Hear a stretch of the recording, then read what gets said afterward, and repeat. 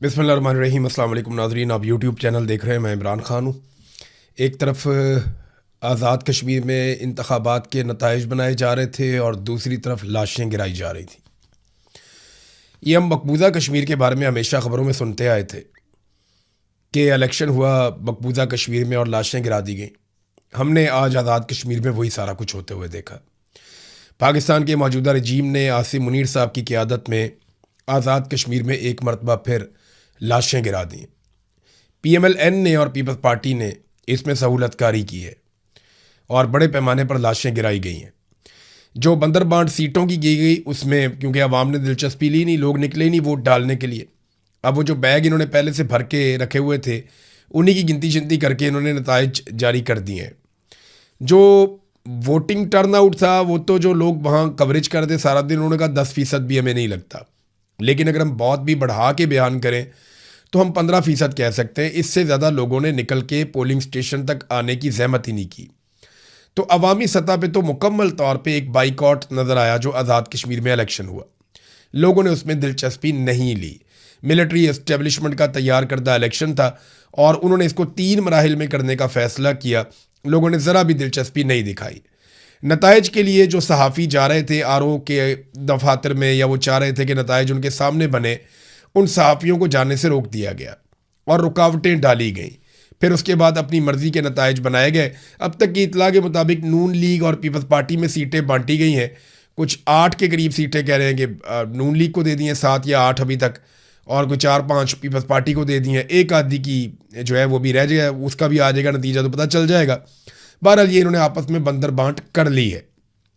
इसके बाद दूसरे मरले का इलेक्शन करवाएंगे। लेकिन जब यहाँ पे इलेक्शन हो रहा था तो वो जो एहतजाज करने वाले लोग मीरपुर से निकले काफिले लेकर वो रावला कोट पहुंच गए और दरीक चौक से जब वो आगे की तरफ बढ़े और चनार चौक के नज़दीक पहुंचे तो उमर नज़ीर कश्मीरी साहब ने जो स्टेटमेंट जारी किया उसके मुताबिक वहाँ पे खौफनाक खून रेजी हुई है।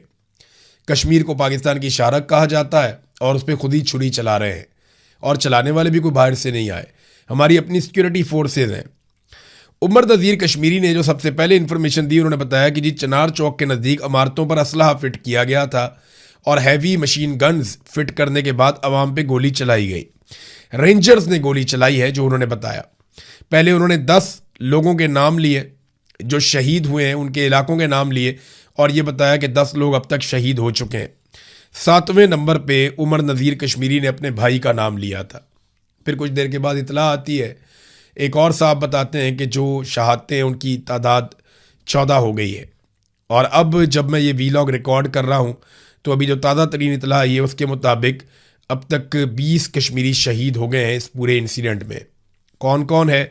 नईम बट हैं कोटली आज़ाद कश्मीर से, दूसरे शहीद उस्मान नज़ीर, तीसरे निसार अहमद, चौथे काशिफ याकूब, 5वें सरदार फ़िदा हुसैन, छठे मुजम्मल, 7वें बासित शाह, 8वें फ़हीम अफजल, 9वें कामरान मुश्ताक, 10वें ज़रगाम खलील, 11वें साकिब हनीफ और 12वें साकिब इसहाक, अरील असगर 13, 14 उस्मान गुल, 15 जफ़ीर पहलवान, 16 निसार शाहीन, 17 ख्वाजा इब्रार लतीफ़, कामरान हफीज़ और फैसल साबिर।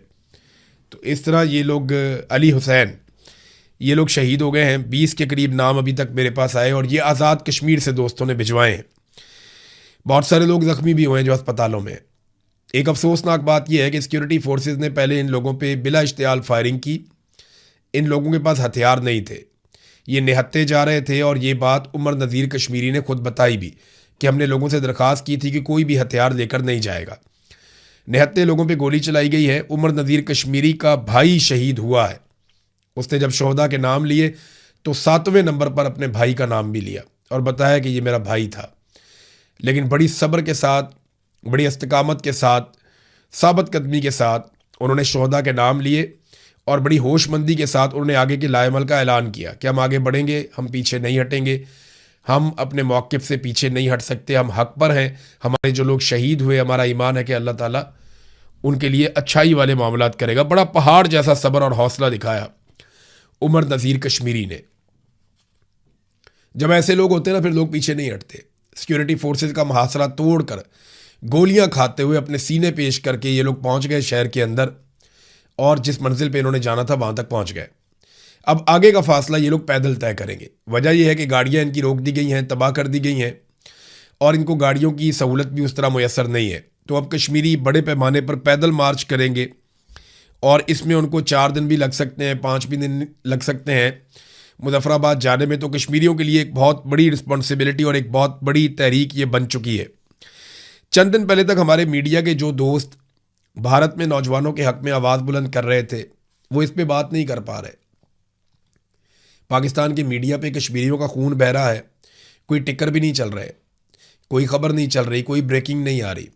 कोई पाकिस्तान का मीडिया ये खबर देने के लिए तैयार नहीं है। बल्कि अलीम खान को शिकस्त हुई बदतरीन इस इलेक्शन में और उसका चैनल बदला ले रहा है कि जनाब ये शरपसंद थे। जत्थे कहकर मुखातिब किया जा रहा है, मुसल्ला जत्थे कहा जा रहा है, शरपसंद कहा जा रहा है कि इन्होंने 2 पुलिस वालों को ज़ख्मी कर दिया। ये 20 लाशें नज़र नहीं आती, बहुत सारे ज़ख्मी दर्जनों अस्पतालों में पड़े हुए वो नज़र नहीं आते। अवाम के ऊपर सीधी गोली चलाई गई है। ऐसा लगता है कि एस्टेब्लिशमेंट लोगों के इलेक्शन के बाइकआउट का बदला ले रही थी कि मारो इनको गोलियां, ये हमारे हुक्म की खिलाफ वर्जी करते हैं। नाजरीन, जिन लोगों से मेरी बात हुई आज़ाद कश्मीर में, वो ब्रिगेडियर फाइक को और IG लियाकत को ज़िम्मेदार करार दे रहे हैं कि ये 2 लोग बेसिकली रिस्पॉन्सिबल हैं जो भी कत्लेआम आज़ाद कश्मीर में अब तक हुआ है। 50 के करीब लोग पहले शहीद हो गए थे, 20 लोग अब शहीद हो गए, लगभग 70 के करीब लाशें और बहुत बड़े पैमाने पे ज़ख्मी हैं, बहुत बड़ी तादाद में ज़ख्मी हैं।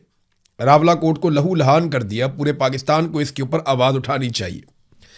मुझे अच्छी तरह याद है, आज से चंद दिन पहले मेरी ज्वाइंट अवामी एक्शन कमेटी के लोगों से बात हो रही थी, तो इन्होंने मुझे एक बात कही थी कि इमरान भाई, ये बात आप याद रखिएगा कि इस लड़ाई में या तो हम जीतेंगे, अपने हकूक़ लेंगे, या हम मारे जाएंगे। लेकिन अगर हम मारे जाए ना, तो आप हमें भूलने मत दीजिएगा, लोगों को बताइएगा कि हम अपने लोगों के लिए मारे गए। हमें पता है कि हम इसमें शहीद कर दिए जाएंगे, हम इस बात को जानते हैं। हमने अपने हाथों से लाशें उठाई हैं, आइंदा हो सकता है कि हमारी लाशों को हमारे लोग उठाकर ले जाएं। हम या तो कामयाब होंगे या शहीद कर दिए जाएंगे, हमारे पास और कोई रास्ता नहीं बचा। लेकिन वादा करें आप हमें भूलेंगे नहीं, हम अपने लोगों के लिए जाने दे देंगे, हमारे बाद आने वाले हमारी तहरीक को जिंदा रखेंगे, लेकिन कश्मीरी एक दिन अपना हक ले लेंगे, हम पीछे नहीं हटेंगे। ये बातें इन्होंने मेरे से की थी। मैं उस वक्त सोच रहा था कि ये इस नहज पे मामला पहुंचा क्यों। वो इसलिए कि ज़िद है, हरदर्मी है एक आदमी की कि पाकिस्तान में मेरा सिक्का चलेगा, मैं निज़ाम को चलाऊंगा। एक इदारा ये सोचता है कि वो पूरे मुल्क को कंट्रोल करेगा, तो फिर मुल्क का यही हाल होगा, जहाँ जमहूरियत नहीं है, इंसानियत नहीं है। और आप इल्ज़ाम लगा देते हैं कि ये जनाब दुश्मन के आला-ए-कार हैं। कभी कहते हैं राह के एजेंट हैं।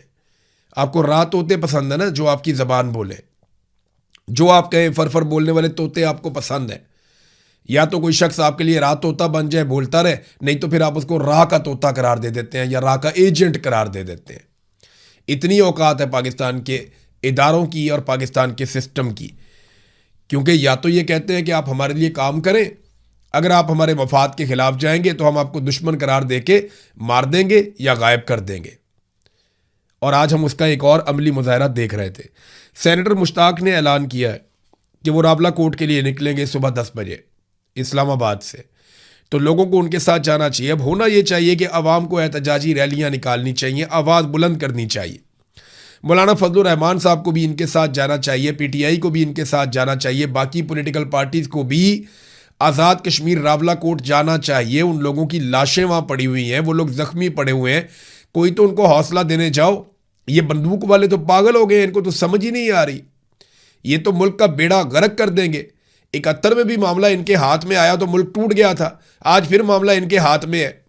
सियासतदानों को आगे आना पड़ेगा, मामला अपने हाथ में लेना पड़ेगा, वरना ये लोग एक मरतबा फिर हमारे साथ बहुत बड़ा खिलवाड़ कर जाएंगे।